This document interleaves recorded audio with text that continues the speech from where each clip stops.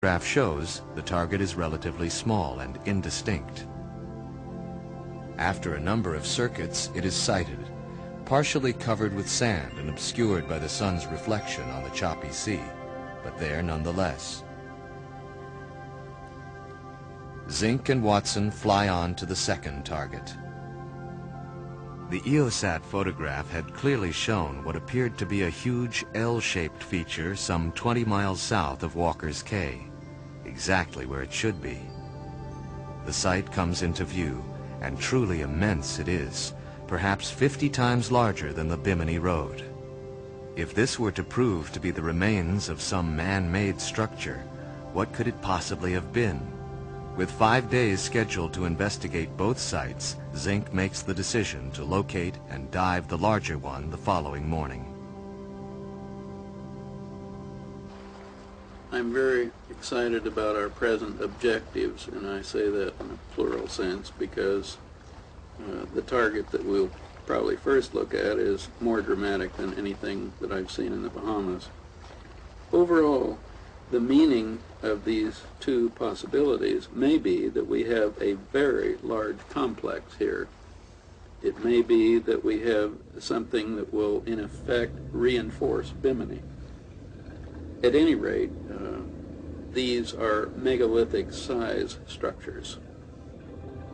The 2-hour voyage to the site seems much longer through the choppy seas. This veteran of the Bimini Road is on the hunt again, and his eagerness is infectious.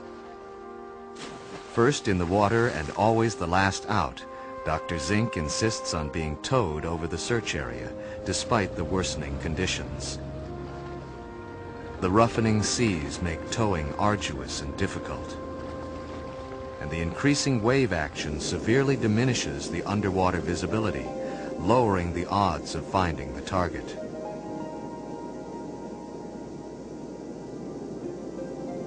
As the weather continues to deteriorate, Zink, though reluctant, is forced to leave the water.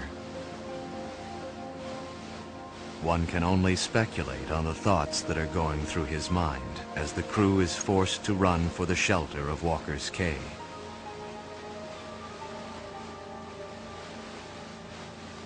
A deep, low-pressure system establishes itself across the Bahama Bank.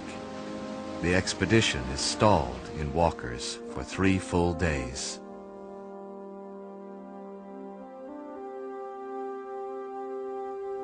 The site that we're going to tomorrow is, first of all, in the original aerial photo from the Defense Mapping Agency, it was about 510 feet by 380 feet on a right angle.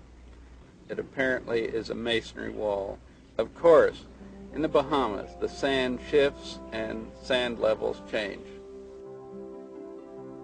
With time running out, all efforts are concentrated on the original site. With data from the Defense Mapping Agency and coordinates recorded during the GPS flyovers, the course is calculated and followed. Once at the search area, the drudgery of surface towing begins in earnest. By taking only the briefest of breaks throughout the long day, the area is covered systematically in a crisscross pattern, but nothing resembling the wall is sighted. As a last resort, Dr. Zink orders the plane out from Walker's Cay. The plan being to locate the site from the air and guide the search vessel to it. After a few passes, the elusive anomaly is spotted in the center of the survey area.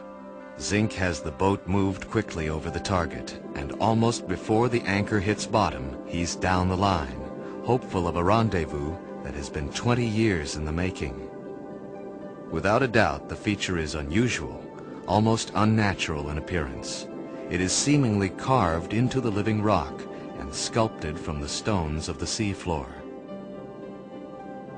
But to the trained eye, it soon becomes apparent that it is geological rather than archaeological.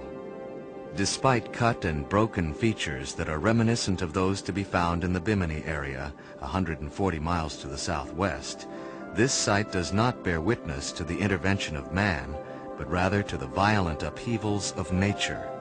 This is evidenced by fissures, cracks, and crevices that radiate out from a central point like spokes of a wheel or the filaments of a tangled web spreading out across the sea floor. Stark and sterile formations of coral surround the site, scattered and discarded like the blocks in some wild child's game. To Zink and his crew, this is no game. There is no room for despair or disappointment, only the knowledge that another lead has been followed to its ultimate end, reducing the lengthy litany of reports and rumors by just one more, and allowing the searchers a clearer way in their quest for lost Atlantis. It is by no means the hoped-for triumphant return to Walker's Cay, but neither is it a failure. For one more mystery of the Bahama Banks has once and for all been put to rest through the tenacious dedication and the unshaken belief of one man. I believe that Atlantis did exist. As in any ocean-related endeavor, one faces the fickle nature of the elements, the constraints of time, limited funding, manpower, and equipment. There are times when one may become discouraged. It's as if there seems to be a conspiracy of forces working against you. But through it all, the passion and belief survives and is strengthened. What Dr. Zink and others committed to this search are striving for is the tangible proof of a civilization and culture lost to the memories of modern man. The vestige of an empire older than the oldest shipwreck yet explored, or Egyptian tomb cleared of the dust of ages. Through dedication and research, the proof will come, and it will shake the very foundations of establishment thought. Dr. Zink and others will continue this work, for by decoding the ancient messages of the Atlantean age, they are convinced that we will learn more of the future and follies of our own civilization, knowing finally that our own history is but a breath upon the pane of time.